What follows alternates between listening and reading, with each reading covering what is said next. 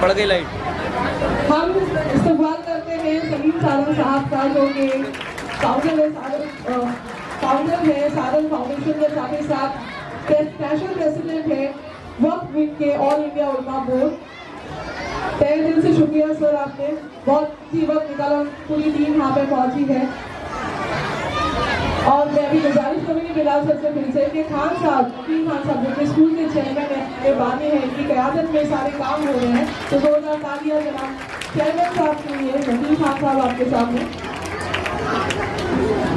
अब यहाँ पर हम जो है तकरीरी मुकाबला शुरू कर रहे हैं। आप सभी से गुजारिश है, जिस तरीके से सब्र आप दिखा रहे हैं वैसे ही सब्र कायम रखें, उस तरह से बच्चे जो टीचर्स जो है वो खामोशी इख्तियार करें। तो सबसे पहले मैं बुलाना चाहूंगी आयशा को।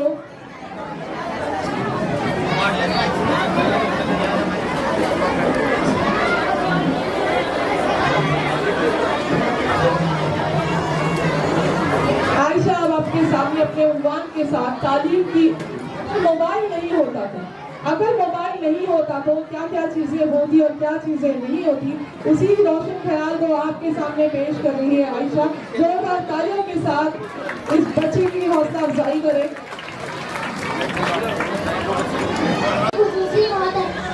साहिबा और मेरे प्यारे साथियों, अस्सलाम वालेकुम। मेरा नाम आयशा अख्तर है और मेरी तकरीर का मौजू है अगर मोबाइल फोन ना होता तो क्या होता। मोबाइल फोन एक ऐसा आला है जो 7 किलोमीटर दूर बैठे अपना तारीफ की आवाज उनके दिलों में उतारता है। मोबाइल ने कितने टूटे दिलों को मिलाया, कितने टूटे रिश्तों को जुड़ाया, लेकिन इस एक आले ने कितने खानदान के जुड़ाव को दूर कर दिया।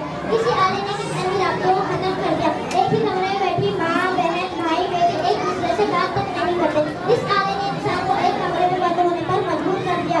अगर यह मोबाइल ना होता सब एक साथ गप्पे में मसरूफ होते, लेकिन इस आले ने शराबत और तकलीफ के पर्दे पुष्ट डाल दिया।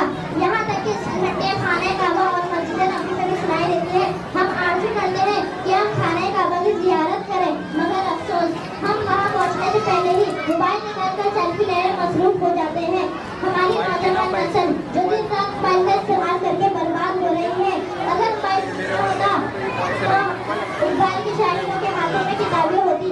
अगर मोबाइल फोन ना होता तो हमारी नौजवान नस्ल इतनी तेज से बुराई की जमीन ना दौड़ रही होगी जहाँ मगरिबे सराय पहुँच चुके हैं। हम अपनी तकलीफ में अपने इकदार को भूल चुके हैं। इनमें से किसी ने अजीब शख्सियत बनना था, किसी ने खालिद बिन वालिद जैसा शमशेर आजम, किसी ने उमर फारूक जैसा मुंसिफ बनना था, लेकिन आज वो मोबाइल में बच्चा गुलाम जैसा गाना सुनते नजर आते हैं। अगर ये मोबाइल फोन ना होता तो आज इन्हीं में से कोई अब्दुल कलाम, सर सैयद अहमद खान और अम्बेडकर, कोई फातिमा शहीद बनती, इन्हीं में से कोई भगत सिंह, मौलाना आजाद और अम्बेडकर बनता। जिन नौजवानों को अच्छा निसाब तालीम देना था उन्हें मॉडल दिए जा रहे हैं। और अगर इस दौर में हम मोबाइल जैसी बला को एक तरफ रखकर अपने रिश्तेदारों से बातचीत करके देखेंगे तो हमें मालूम होगा कि वक्त इतनी खूबसूरती से गुजरता है।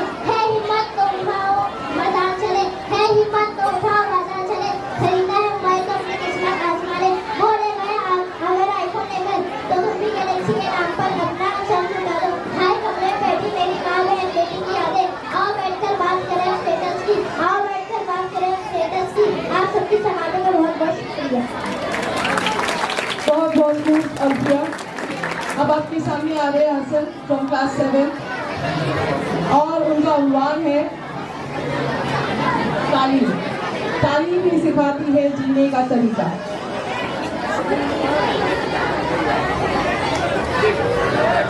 तालीम ही सिखाती है जीने का सलीका। परों को खोल जमाना उड़ान देखता है, परों को खोल जमाना उड़ान देखता है। जमीन पे बैठ के क्या आसमान देखता है, जमीन पे बैठ के क्या आसमान देखता है। जनाब सदर, मोहतरम असातिज़ा इकराम और मेरे अजीज साथियों, अस्सलाम वालेकुम। मेरी आज तकरीर का उन्वान है तालीम की अहमियत। जनाब आली वकार पहली वही आई इकरा, पढ़ अपने रब के नाम से जिसने तुझे पैदा किया।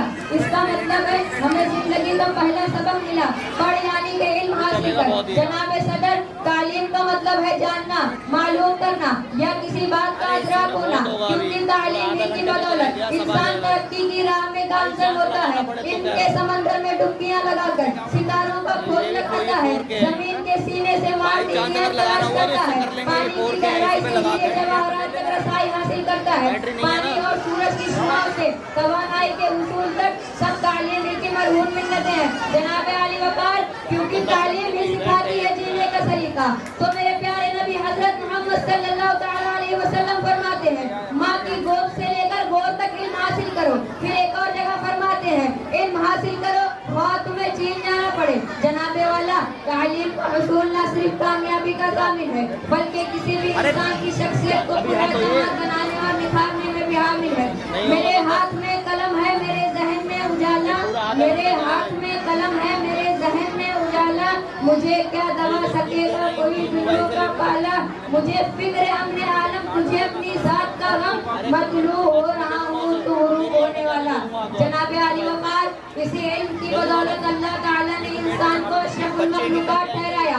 आसमानी सहीफों से लेकर कुरान पाक तक, गारे हीरा के चिराग से लेकर कोहे नूर की तजल्ली तक, पत्थरों की दुनिया से लेकर बुलंदों वाला इमारतों तक, घड़ी की सुइयों से लेकर हवा में उड़ान तक, जमीन और पहाड़ से लेकर फिजा के सफर तक, इल्म और दानिश की सदा पुकार पुकार कर कह रही है कि तालीम ही सिखाती है जीने का सलीका।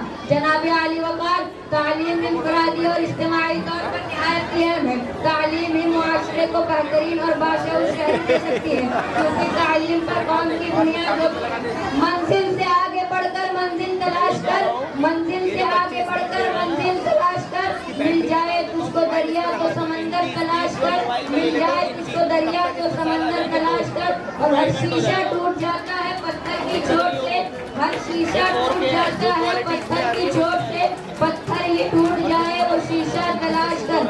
सजदों से तेरे क्या हुआ सदियां गुजर गई, सजदों से तेरे क्या हुआ सदियां गुजर गई, दुनिया तेरी बदल दे।